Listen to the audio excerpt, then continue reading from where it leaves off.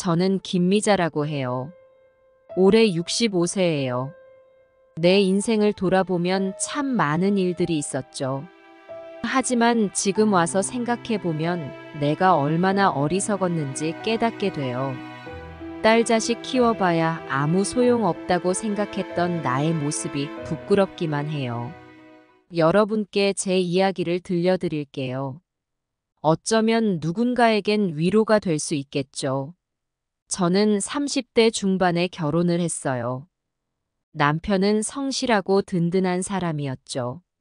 시댁은 서울 변두리의 작은 한옥이었는데 처음 그곳에 발을 디뎠을 때 가슴이 두근거렸어요. 새 삶의 시작이었으니까요. 결혼 첫날부터 시어머니는 귀에 딱지가 않도록 얘기했어요. 아들을 낳아야 해. 큰 집에서도 아들을 낳기 기다리고 있으니까. 그땐 그저 웃으며 고개를 끄덕였죠. 아들이든 딸이든 건강하게만 태어나면 좋겠다고 생각했으니까요. 그리고 이듬해 3월 꽃샘 추위가 한창이던 때 소진이가 태어났어요. 첫 아이라 얼마나 기뻤는지 몰라요. 뽀얀 살결에 까만 눈동자, 작은 손가락 하나하나가 그렇게 사랑스러울 수가 없었어요. 남편도 처음엔 기뻐했어요. 아기를 안고 우리 딸, 우리 강아지. 하며 좋아하더라고요. 하지만 그 기쁨도 잠시 시댁 식구들의 반응은 달랐어요. 시어머니는 소진이를 안아보지도 않고 한숨만 푹푹 쉬었고 시아버지는 아예 병원에 오지도 않으셨어요. 친정 엄마가 와서 산후조리를 도와주셨는데 그때 시어머니의 말이 아직도 귓가에 맴돌아요. 에이, 첫째부터 딸이라니. 재수가 없어도 어찌 이렇게 없노?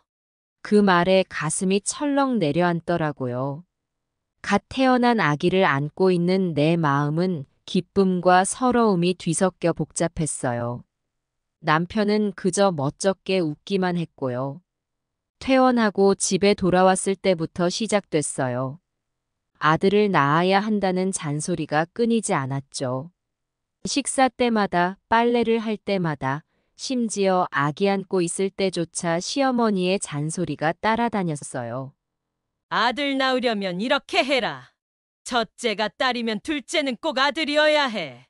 너희 큰 집은 벌써 아들을 둘이나 낳았다. 매일 같은 말을 들으니 정말 지치더라고요. 어떨 땐 소진이를 안고 울기도 했어요. 우리 딸이 무슨 죄야 라는 생각이 들면서도 한편으로는 다음엔 꼭 아들을 낳아야지 하는 마음도 커져갔어요. 남편은 그저 그러다 말겠지 하며 방관했어요. 시어머니 앞에선 네, 어머니. 다음엔 아들 낳겠습니다. 라고 약속했죠. 소진이를 안고 그 말을 할 때마다 마음이 아팠어요. 내 딸한테 미안한 마음이 들면서도 어서 아들을 낳고 싶다는 생각이 공존했으니까요. 하지만 그 다음은 오지 않았어요. 소진이가 우리의 유일한 아이였죠. 임신을 기다리며 몇 년을 보냈는지 모르겠어요. 병원도 다니고 온갖 민간요법도 써봤지만 소용없었어요. 시어머니의 잔소리는 점점 더 심해졌고 남편의 눈빛엔 실망감이 깃들기 시작했어요. 그렇게 세월이 흘러갔어요.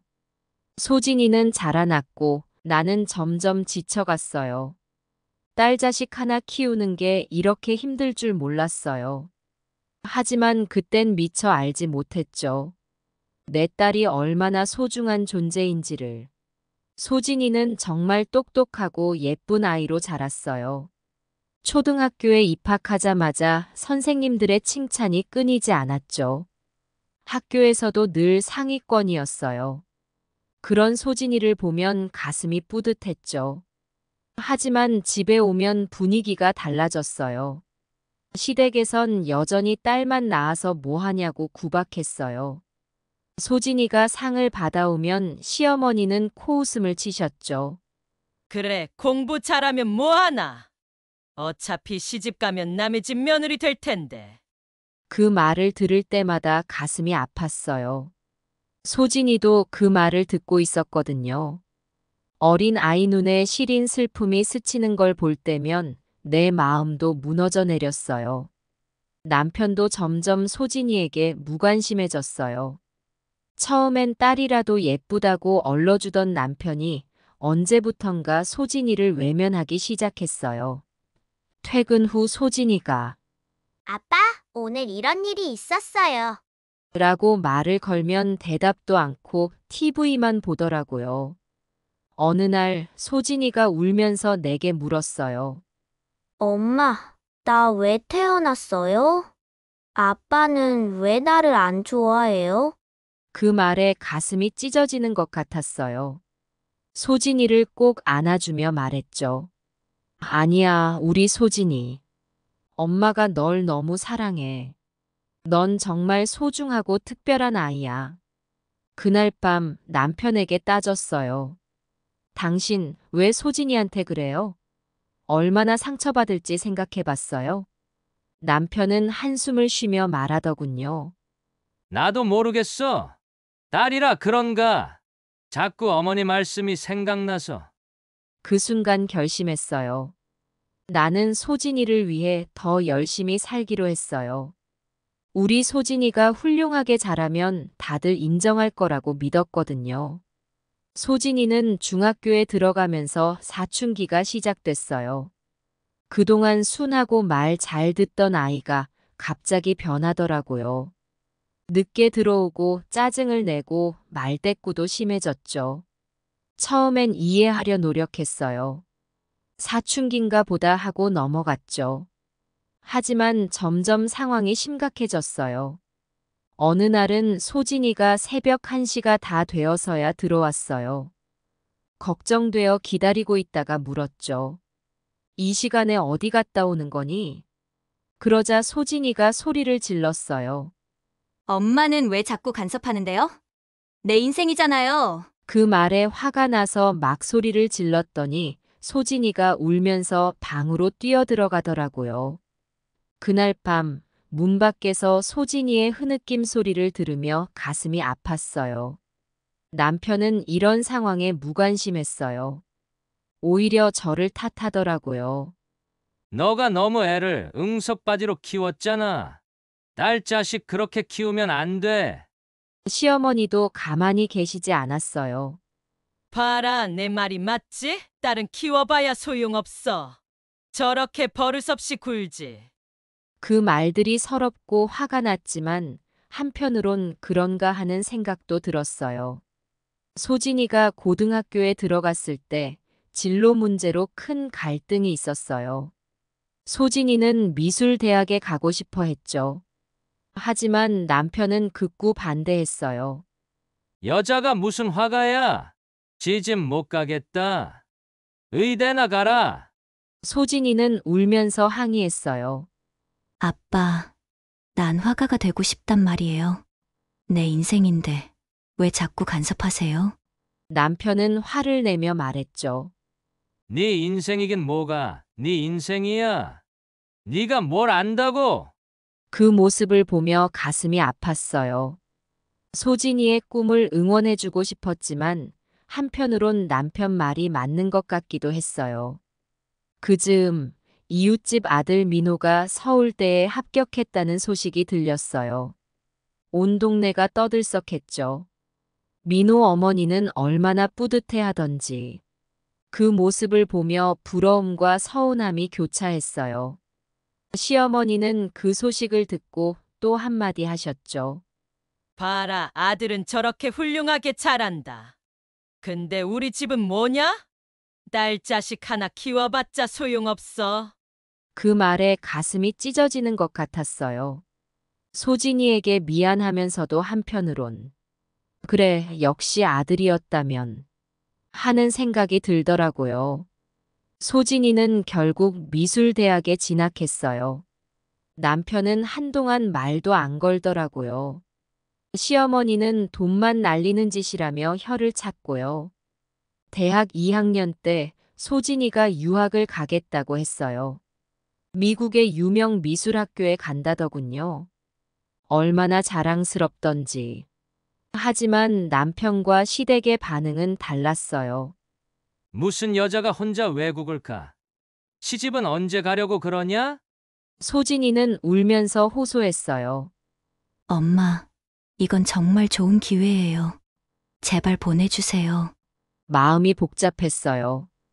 딸의 꿈을 응원하고 싶었지만 한편으론 걱정도 되고 시댁 눈치도 보이고 결국 소진이의 간곡한 부탁에 허락했어요. 소진이가 떠나고 얼마 안 되어 첫 편지가 왔어요. 그림도 몇 장 같이 보냈더라고요. 얼마나 기쁘던지. 하지만 시어머니는 그 편지를 보고 코웃음 치셨어요. 뭐야, 이런 쓸데없는 그림이나 그리고. 돈은 얼마나 들이고 있는 거야? 남편도 무관심했어요. 편지를 보지도 않고 TV만 보더라고요. 그 모습에 서운했지만 뭐라고 할 수가 없었어요. 어느 날 동창회에 갔다가 친구들에게 하소연을 했어요. 딸만 있어서 서러워. 다들 아들 자랑할 때 나는 뭘 자랑해야 할지. 그 말을 하면서도 가슴이 아팠어요. 소진이한테 미안한 마음이 들면서도 한편으론 정말 그렇다는 생각이 들었으니까요. 소진이는 유학 생활을 잘하고 있었어요. 가끔 전화도 오고 편지도 왔죠. 하지만 집안 분위기는 여전했어요. 시어머니는 언제 돌아와서 시집 갈 거냐? 라고 물었고 남편은 공부는 잘하고 있대? 라고 가끔 물어볼 뿐이었죠. 그렇게 세월이 흘러갔어요. 소진이는 열심히 공부하고 그림을 그렸고 저는 그런 소진이가 자랑스러우면서도 한편으론 불안했어요. 우리 딸 잘 살 수 있을까? 결혼은 언제 할까? 하는 생각이 자꾸 들더라고요. 어느 날 소진이가 전시회를 연다는 소식을 전해왔어요. 뉴욕의 유명 갤러리에서 개인전을 한다고. 얼마나 기쁘던지. 하지만 그 기쁨을 나눌 사람이 없었어요. 시어머니는 그림 그려서 뭐하냐? 빨리 시집이나 가야지. 라고 하셨죠. 그 말들을 들으며 생각했어요. 우리 소진이가 이렇게 훌륭한데 왜 아무도 알아주지 않는 걸까? 그러면서도 한편으로는 역시 아들이었다면 달랐을까 하는 생각이 들더라고요. 딸 자식 하나 키우는 게 이렇게 힘들 줄 몰랐어요. 하지만 그땐 미처 알지 못했죠. 제 마음속에 자리 잡은 편견들이 얼마나 소진이를 아프게 했는지, 그리고 그 편견들이 얼마나 잘못된 것인지를. 소진이가 유학을 떠난 지 어느덧 3년이 지났어요. 처음엔 2년 만에 돌아온다더니 어느새 1년이 더 늘어났죠. 매번 전화할 때마다 엄마, 조금만 더 있다 갈게요. 여기서 배울 게 너무 많아요. 라고 말하는 소진이의 목소리에서 힘이 느껴졌어요. 하지만 내 마음은 점점 무거워졌어요. 딸아이가 언제 돌아올지, 언제 시집 갈지. 그런 생각들이 머릿속을 맴돌았죠. 친구들은 벌써 손주 자랑을 하기 시작했는데 나는 아직 딸의 결혼 얘기조차 꺼낼 수 없었으니까요. 어느 날 소진이에게서 전화가 왔어요. 엄마, 나 좋은 소식이 있어요. 가슴이 두근거렸어요. 드디어 결혼 얘기인가 하고 기대했죠. 회사에서 정식으로 채용 제안을 받았어요. 이제 여기서 일하면서 계속 그림도 그릴 수 있게 됐어요. 순간 머릿속이 하얘졌어요. 기쁨보다는 실망감이 더 컸죠. 그래서 언제 돌아올 거니? 떨리는 목소리로 물었어요. 아직은 모르겠어요. 이제 겨우 자리 잡았는데 조금 더 있다 가야 할 것 같아요. 그 말을 듣는 순간 참았던 감정이 폭발했어요. 소진아, 너 언제까지 그럴 거니? 너 나이가 몇인데? 얼른 돌아와서 시집 가야지. 엄마, 제발요. 저는 아직 결혼할 생각이 없어요. 지금은 제 꿈을 위해 살고 싶어요. 전화를 끊고 나서 한동안 울었어요. 내 딸이 언제 이렇게 변했을까요? 어릴 때는 그렇게 착하고 말 잘 듣던 아이였는데. 다음 날 시장에 갔다가 이웃 최 씨 아줌마를 만났어요. 미자 씨, 소진이는 언제 와? 우리 아들이랑 선 한번 보게 하지 그래? 그 말에 얼굴이 화끈거렸어요. 소진이가 아직 공부한다고 해서요. 에이, 공부는 무슨 시집 가서 해도 되지. 나이 들어서 시집 가면 힘들다니까. 집에 돌아와 남편에게 이 얘기를 했더니 한숨만 쉬더라고요. 내가 늘 뭐라고 했어? 딸 자식 공부시키는 게 뭐가 좋다고 그렇게 열심히 시켰어. 결국 남 좋은 일 시키는 거지. 그 말에 가슴이 찢어지는 것 같았어요. 다음 날 시어머니께 전화가 왔어요. 얘 소진이는 언제 오는 거야? 이러다 노처녀 되겠어. 어머니, 죄송해요. 소진이가 아직 공부한다고 해서. 에이, 그 나이에 무슨 공부야. 빨리 데려와. 내가 아는 좋은 총각 있는데 선볼래? 전화를 끊고 나니 눈물이 왈칵 쏟아졌어요. 딸 하나 제대로 못 키운 것 같아 서러웠죠. 그날 밤 소진이에게 다시 전화를 걸었어요. 소진아, 제발 돌아와 주렴. 엄마가 널 위해서 그러는 거야. 엄마, 저도 알아요. 하지만 제 인생이잖아요. 제가 선택하게 해주세요. 너 인생? 그래, 너 인생이니까 알아서 해라. 근데 나중에 후회하지 마. 전화를 끊고 한동안 멍하니 있었어요. 문득 시어머니 목소리가 떠올랐죠. 역시 딸은 소용없어. 키워봤자 남의 것이지. 그 순간 깨달았어요. 내가 그토록 부정하고 싶었던 그 말이 어느새 내 마음속에 자리 잡고 있었다는 걸요. 소진이를 위해 평생을 바쳤는데 결국 이게 뭘까요? 며칠 후 친구들과의 모임에 나갔어요. 다들 자식 자랑을 하더라고요. 우리 아들이 이번에 과장됐다더라. 우리 며느리가 임신했대. 내년에 할머니 된다. 그 말들을 들으며 가슴이 아팠어요. 나는 뭐라고 자랑해야 할까요? 집에 돌아와 소진이의 어릴 적 사진을 보며 생각했어요. 내가 뭘 잘못한 걸까? 왜 우리 소진이는 이렇게 된 걸까? 그날 밤 꿈에서 어릴 적 소진이를 만났어요. 해맑게 웃으며 엄마 나 이뻐요. 라고 묻던 그 모습이 눈에 선했죠. 눈물이 흘렀어요. 아침에 일어나 거울을 보니 눈이 퉁퉁 부어 있더라고요. 그제서야 깨달았어요. 내가 얼마나 딸에게 실망하고 있었는지, 그리고 그 실망이 얼마나 나를 아프게 하고 있었는지를. 소진이가 유학을 떠난 지 4년째 되던 해, 추석이 다가왔어요. 매년 이맘때면 소진이가 돌아올 거라는 기대로 가슴이 부풀었지만 이번엔 달랐어요. 소진이에게서 온 이메일 한 통이 모든 걸 바꿔놓았죠. 엄마, 아빠, 죄송해요. 이번 추석에도 못 갈 것 같아요. 중요한 프로젝트가 있어서. 그리고 사실 제가 만나는 사람이 생겼어요. 마이클이라고 제 회사 동료예요. 그 메일을 읽는 순간 머릿속이 하얘졌어요. 딸이 외국인과 사귄다니. 게다가 명절에도 오지 않는다니.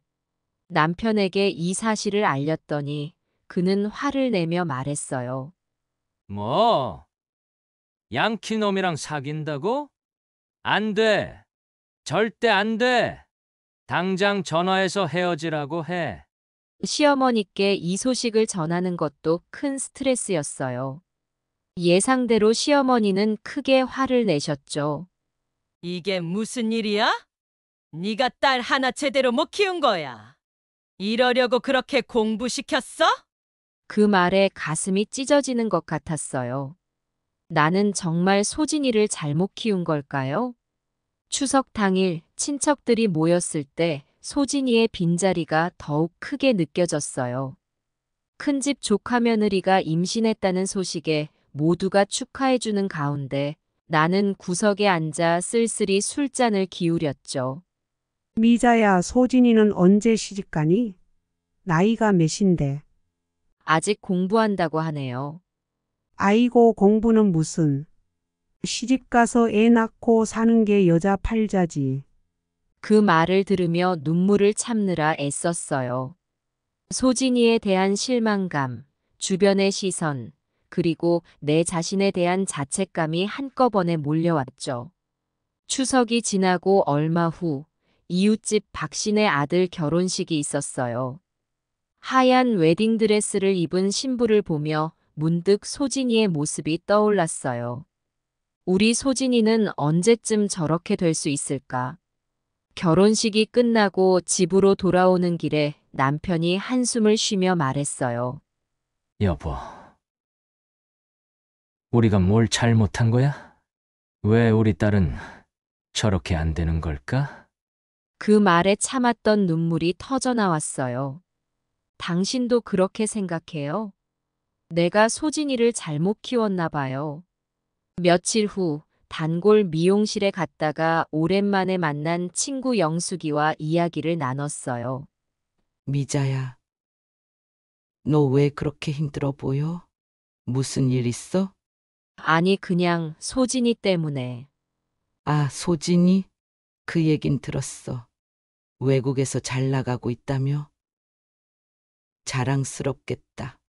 그 말에 가슴이 아팠어요. 겉으로는 자랑스러워 보일지 모르지만 실제로는 얼마나 힘든지 아무도 모를 거예요. 나는 소진이가 빨리 시집 갔으면 좋겠어. 이러다 노처녀 되겠어. 에이, 요즘 세상에 무슨 노처녀야.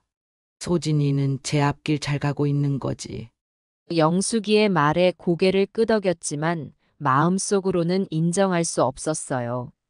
집에 돌아와 소진이의 어릴 적 앨범을 꺼내 보았어요. 해맑게 웃는 소진이의 모습, 첫 그림을 그리고 좋아하던 모습, 학교 입학식 날의 모습. 언제부터 우리 사이가 이렇게 멀어졌을까요? 그날 밤 잠들기 전 남편과 이야기를 나눴어요. 여보, 우리가 소진이를 너무 몰아붙이는 건 아닐까요? 무슨 소리야? 딸 자식 하나 제대로 못 키운 게 우리 잘못이지. 하지만 그만해. 딸 키워봤자 결국 남의 것이야. 이제 와서 후회해봤자 뭐해. 남편의 말에 가슴이 아팠지만 한편으로는 동의하는 내 모습에 놀랐어요. 언제부터 나도 이렇게 변했을까요? 이튿날 아침 소진이에게서 또 메일이 왔어요. 엄마, 아빠, 죄송해요. 하지만 제 선택을 존중해 주셨으면 좋겠어요. 마이클과 저는 서로 사랑하고 있어요. 언젠가 꼭 한국에 가서 소개해 드릴게요. 그 메일을 읽으며 한숨이 나왔어요. 소진이는 이제 정말 돌아오지 않을 것 같았죠. 딸 자식 하나 키워놨더니 결국 남의 나라, 남의 남자에게 가버리는구나. 그 순간 깨달았어요. 내 마음속에 딸 자식 키워봤자 소용없다는 생각이 깊게 자리 잡고 있다는 것을. 소진이가 외국인 남자친구와 사귄다는 소식이 온 지 몇 달이 지났어요. 그동안 우리 가족은 무거운 침묵 속에 지냈죠. 소진이와의 연락도 뜸해졌고 가끔 오는 짧은 메시지만으로 딸의 근황을 짐작할 뿐이었어요. 그러던 어느 날 아침, 평소와 다름없이 아침 식사를 준비하고 있었어요. 남편이 늦잠을 자는 것 같아 깨우러 방에 들어갔는데 그만. 여보, 왜 이래요? 정신 차려봐요.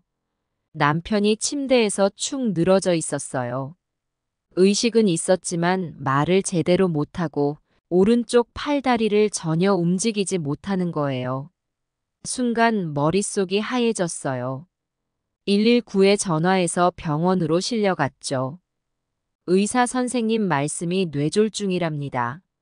다행히 골든타임 안에 병원에 왔지만 재활 치료가 필요할 거라고 해요. 병원 의자에 앉아 울고 있는데 문득 소진이 생각이 났어요. 떨리는 손으로 전화를 걸었죠. 소진아, 아빠가 쓰러지셨어. 네. 어떻게 된 거예요? 많이 심각해요? 뇌졸중이래. 지금은 의식이 있어. 근데 재활 치료를 받아야 한대. 소진이의 목소리가 떨리는 게 느껴졌어요. 엄마, 제가 지금 당장 갈게요. 아니, 괜찮아. 너 거기서 바쁘잖아. 엄마가 어떻게든 할게. 하지만 엄마, 너는 너 일이나 잘해. 전화를 끊고 한참을 울었어요. 정작 가장 필요한 순간에 딸이 곁에 없다는 게 이렇게 서글픈 일인 줄 몰랐어요. 그렇게 병원 생활이 시작됐어요. 낮에는 남편 곁을 지키고 밤에는 집에 와서 잠깐 눈을 붙이는 생활이 이어졌죠. 혼자서 모든 걸 감당하려니 너무 힘들었어요. 어느 날 병실에서 옆 침대 보호자와 이야기를 나누게 됐어요. 아들이 와서 많이 도와주시나 봐요? 네. 다행히 아들이 휴가를 내고 와서 번갈아 가며 간병하고 있어요. 그 말을 듣는 순간 눈물이 났어요. 우리 소진이도 여기 있었다면. 시어머니도 오셔서 며칠 계시다 가셨어요. 하지만 연세가 있으셔서 오래 계실 순 없었죠. 가시면서 하신 말씀이 지금도 귓가에 맴돌아요. 에휴, 역시 딸은 소용없어. 이럴 때 옆에 있어줘야 할 텐데. 그 말에 가슴이 찢어지는 것 같았어요. 소진이에게 화가 나면서도 한편으로는 미안한 마음이 들었죠. 병원 생활이 한 달째 접어들 무렵 소진이에게서 전화가 왔어요. 엄마, 정말 죄송해요. 제가 지금 중요한 프로젝트 막바지라 당장 갈 수가 없어요. 프로젝트만 끝나면 바로 갈게요. 그 말을 듣는 순간 참았던 감정이 폭발했어요. 뭐라고? 프로젝트? 네 아버지가 이렇게 아픈데 네가 할 소리가 그거니? 넌 정말 딸 자격이 없어. 어떻게 그런 말을 할 수 있어? 아버지가 쓰러지셨는데 무슨 프로젝트가 그렇게 중요해? 네 눈엔 아버지의 병환이 그렇게 하찮아 보이는 거니? 엄마, 그게 아니라 말해봐, 소진아. 네가 그렇게 중요하다는 프로젝트가 뭔데? 아버지의 생명보다 더 중요한 게 뭐가 있다고 생각하는 거야? 우리가 너를 키우느라 얼마나 고생했는지 알기나 해? 엄마, 제발 제 말 좀. 뭘 제발이야. 네가 지금 무슨 짓을 하고 있는 줄은 알아. 부모를 버리고 있는 거야. 네가 그렇게 매달리는 그 외국 생활이 그렇게 좋아? 우리보다 그게 더 소중해? 엄마, 그런 게 아니에요. 저도 정말 가고 싶어요. 하지만은 무슨 하지만이야. 네가 할 말이 그것뿐이야? 네 아버지가 쓰러지셨다는데 네가 해야 할 말이 프로젝트 때문에 못 간다는 거야? 너 정말 우리 딸 맞아? 엄마, 그래, 넌 이제 우리 딸이 아닌가 보구나. 우리가 그렇게 정성껏 키웠는데 결국 남의 딸이 다 됐어. 너 같은 딸을 키우느라 우리가 얼마나 많은 걸 포기했는지 알아? 그런데 정작 우리에게 필요할 때는 이렇게 나몰라라 하는 거야? 엄마, 제 말 좀 들어보세요. 저도 정말 가고 싶어요. 하지만 지금 이 프로젝트가 또 그 프로젝트 얘기야? 네 앞길이 그렇게 중요해? 그럼 우리는 너한테 뭐야? 그냥 너의 성공을 위한 디딤돌. 이용만 하다가 필요 없으면 버려도 되는 존재란 말이야? 엄마, 절대 그렇지 않아요. 아니라고? 그럼 지금 너의 행동은 뭐야? 네가 지금 하는 짓이 바로 그거 아니야? 부모를 버리는 거. 너 같은 딸을 키우느니 차라리 키우지 말 걸 그랬어. 정말 후회돼. 엄마, 그렇게까지 말씀하시면. 내가 뭐 틀린 말 했어? 너 지금 우리를 버리고 있잖아. 네 아버지가 죽을지도 모르는 상황인데 너는 그 무슨 프로젝트 타령이야. 넌 정말 딸 자격이 없어.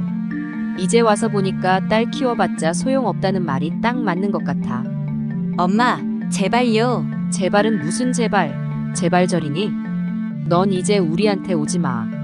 네가 그렇게 좋아하는 그 외국에서 살아. 우리 같은 늙은이들은 신경 쓰지 말고. 어차피 너한텐 우리보다 그 프로젝트가 더 중요하잖아. 엄마, 그렇게 말씀하시면 너무 속상해요. 너나 속상하지. 내 속은 뭐 안 상한 줄 아나? 내가 무슨 날벼락을 맞은 것 같은 줄 알아? 딸 하나 믿고 살았는데 그 딸이 이제 와서 나를 이렇게 배신하다니. 넌 정말 우리 딸이 아닌 것 같아. 엄마, 저도 정말 힘들어요. 힘들다고? 누가 더 힘들겠어? 병원에서 아버지 간호하는 우리가 힘들겠어? 아니면 그 뭔지도 모를 프로젝트 하는 네가 힘들겠어? 정말 네 앞길만 생각하는 이기적인 애야. 우리가 그렇게 키운 게 아닌데. 엄마, 저도 최선을 다하고 있어요. 제발 이해해 주세요. 이해? 뭘 이해해? 부모를 버리는 그 행동을 이해하라고? 그건 절대 못해. 넌 이제 우리한테 딸이 아니야. 우리 곁에 오지 마. 네가 그렇게 좋아하는 그 세상에서 살아. 우리 같은 늙은이들은 잊어버려. 엄마, 그렇게 말씀하시면 안 돼요. 안 되긴 뭐가 안 돼? 내가 뭐 틀린 말 했어? 너 지금 네 행동이 어떤 건지는 알고 있는 거야? 부모를 외면하고 있다는 걸 알기나 해? 그렇게 바쁘다면서 한 번이라도 아버지 병문안 온 적 있어? 우리가 너한테 뭘 그렇게 잘못했다고 이런 대접을 받는 거야? 엄마, 저도 정말 가고 싶었어요. 하지만 또 그 변명이지? 네가 그렇게 중요하다는 그 일이 뭔데? 아버지의 생명보다 더 중요해? 우리가 너를 키우면서 한 번이라도 네 앞길을 막은 적 있었니? 항상 네 편이었잖아. 네가 하고 싶다는 유학도 보내줬잖아. 그게 얼마나 큰 결정이었는지 알기나 해? 알아요, 엄마. 저도 그 점은. 알기는 뭘 알아. 네가 정말 안다면 이럴 수가 없지. 우리가 너를 위해 얼마나 많은 걸 포기했는지 알아? 네가 하고 싶은 거 다 하게 해줬잖아. 그런데 정작 우리에게 네가 필요할 때는 이렇게 나 몰라라 하는 거야? 이게 네가 우리한테 할 수 있는 태도야? 엄마, 저도 노력하고 있어요. 정말로요. 노력? 그게 네 노력이야? 전화 한 통 제대로 못하는 게? 네가 그렇게 바쁘다면 우리는 얼마나 바빴겠어? 그래도 너 학교 행사 있을 때마다 다 참석했잖아. 우리 입장 한번 생각해 본 적은 있어? 우리가 너 키우면서 얼마나 많은 걸 포기했는지 생각해 본 적 있어? 엄마, 저도 많이 고민했어요. 고민은 무슨? 네가 정말 고민했다면 이런 식으로 행동하지 않았을 거야. 너 때문에 내가 얼마나 창피한 줄 알아? 주위 사람들이 다 묻는다. 소진이는 언제 와? 아버지가 그렇게 아프신데 안 오나? 그때마다 내가 얼마나 난처한 줄 알아? 네가 그렇게 훌륭하다고 자랑했던 내가 바보 같아. 죄송해요, 엄마. 제가 잘못했어요. 이제 와서 미안하다고 하면 다 돼. 네 아버지 병은 점점 심각해지고 있어. 의사 선생님 말로는 지금이 중요한 시기래.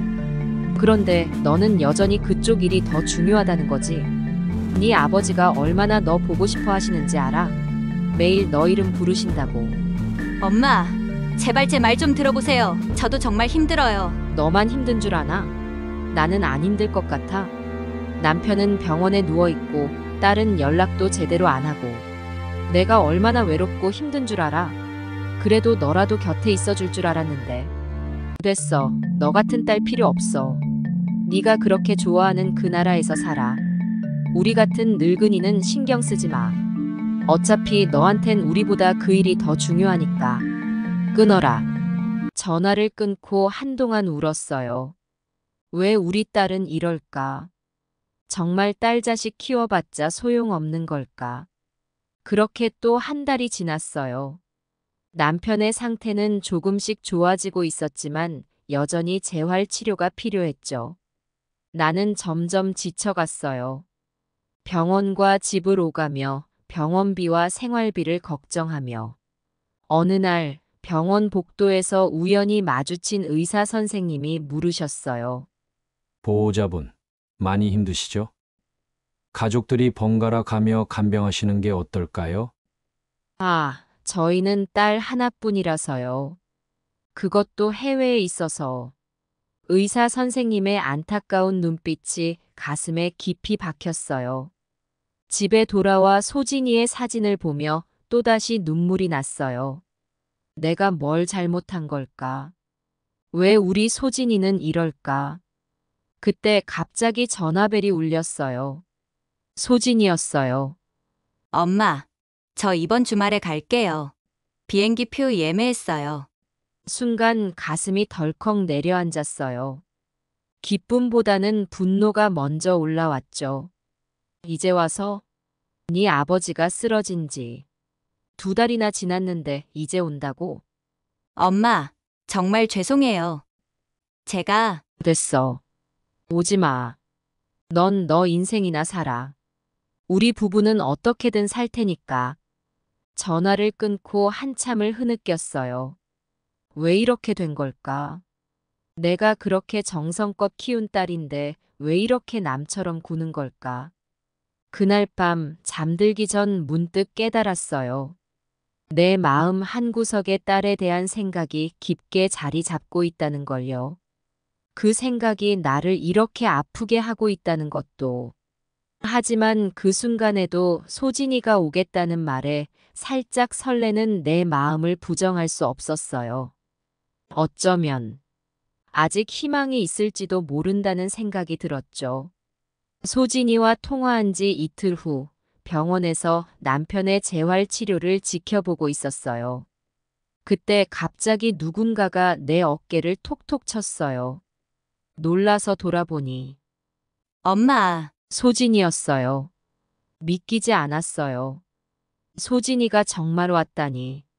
그것도 이렇게 빨리. 소진아, 너 정말 왔구나.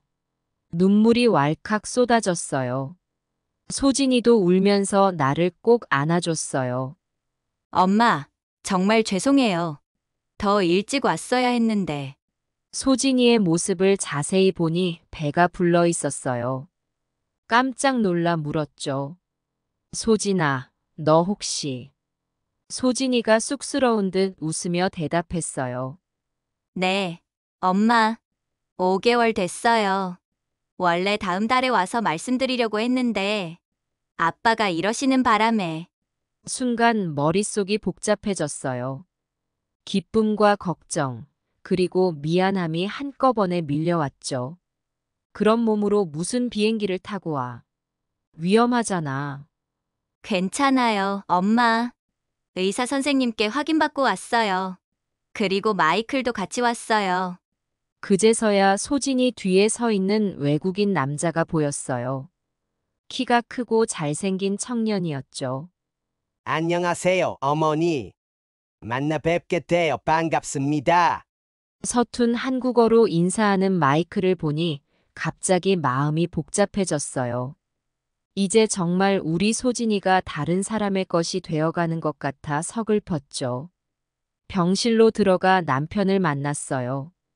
소진이를 보자 남편의 눈에 눈물이 고였어요. 아빠, 제가 늦어서 죄송해요. 소진이가 아버지 손을 잡고 울었어요. 남편은 말은 못했지만 눈빛으로 많은 것을 말해주는 것 같았어요. 그날부터 소진이와 마이클이 병원을 지켰어요. 소진이는 임신 중임에도 불구하고 열심히 아버지를 간호했고 마이클도 옆에서 묵묵히 도와줬어요. 처음에는 마이클을 보는 게 어색했지만 점점 그의 진심 어린 모습에 마음이 열리기 시작했어요.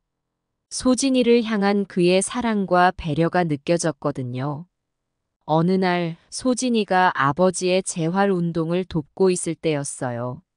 남편이 갑자기 입을 열었어요. 마워. 오랜만에 들은 남편의 목소리에 우리 모두 눈물을 흘렸어요. 소진이는 아버지를 꼭 안아주며 말했죠.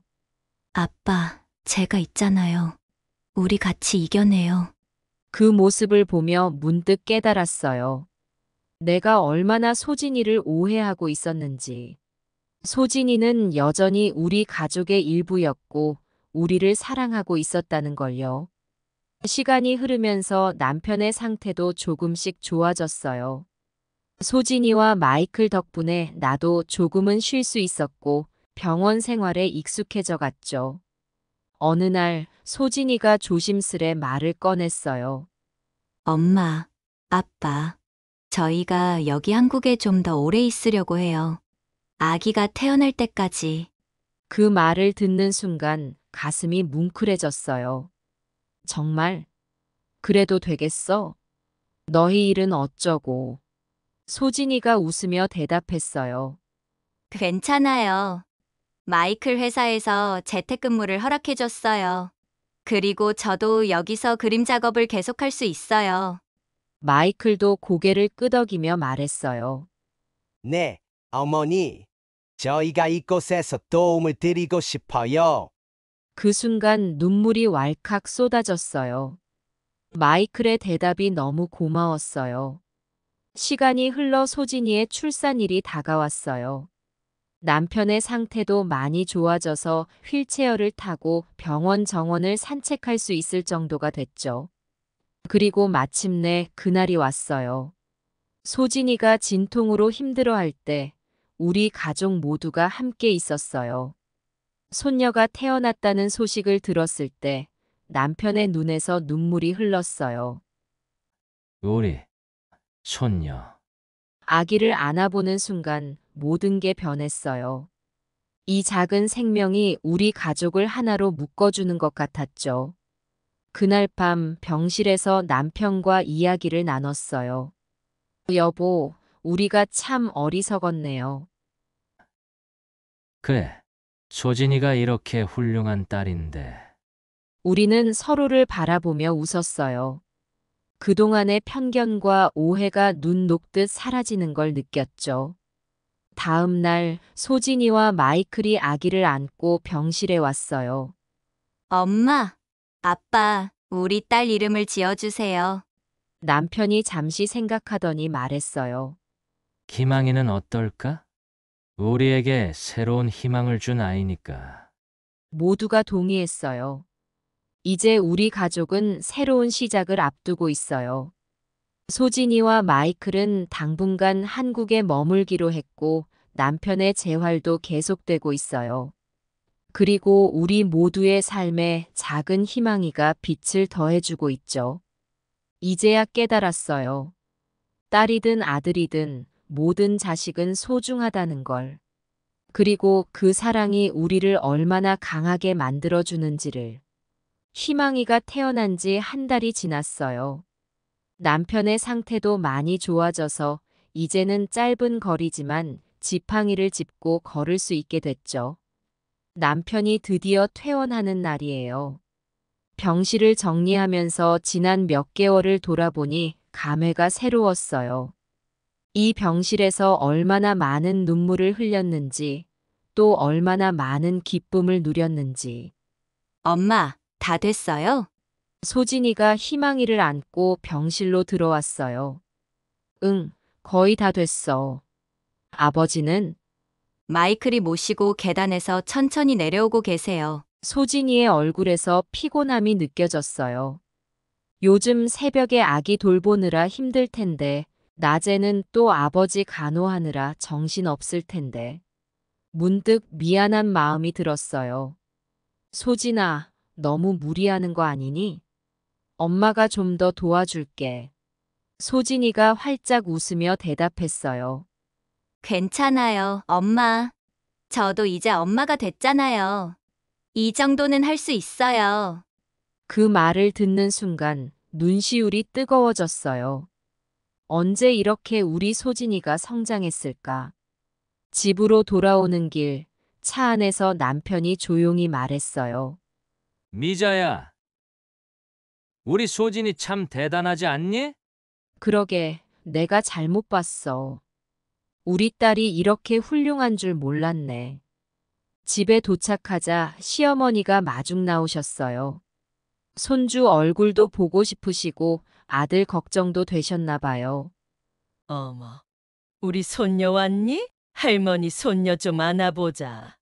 시어머니가 희망이를 안아들고 눈물을 글썽이셨어요. 아이고, 우리 손니요? 할미가 너 보려고 이렇게 오래 살았나 보다. 그 모습을 보며 문득 생각났어요. 얼마 전까지만 해도 시어머니께서 딸은 소용없다고 하셨는데 지금은 소진이가 낳은 손녀를 그렇게 예뻐하시는 걸 보니 마음이 복잡했어요. 저녁 식사 때였어요. 오랜만에 온 가족이 한자리에 모였죠. 남편, 시어머니, 소진이, 마이클, 그리고 작은 희망이까지. 식사를 하면서 이런저런 이야기를 나눴어요.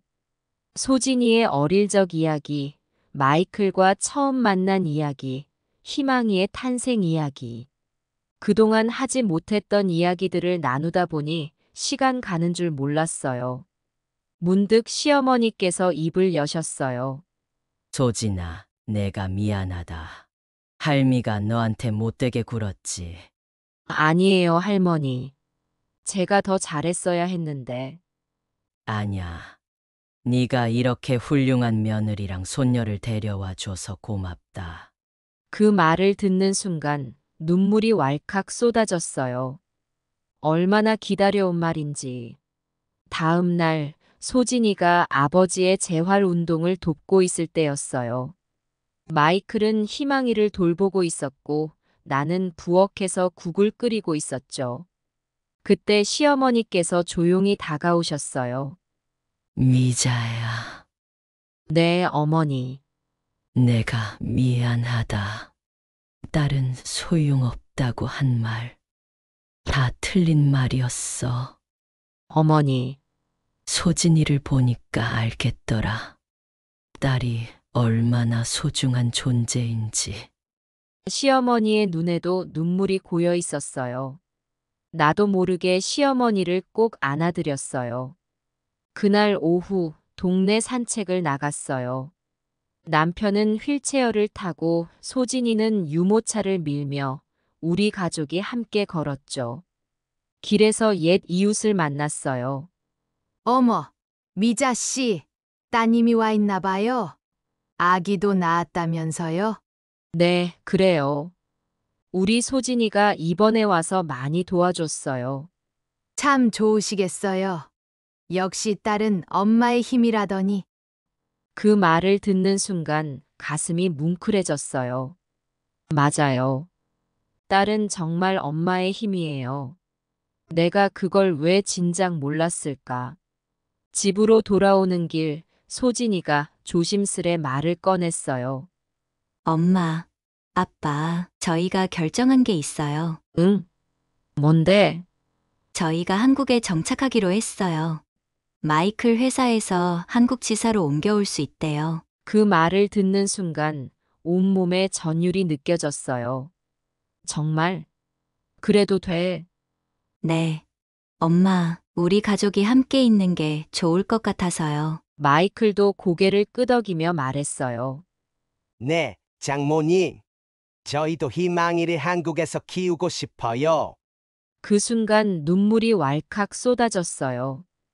얼마나 기다려온 순간인지. 그날 밤 남편과 이야기를 나눴어요.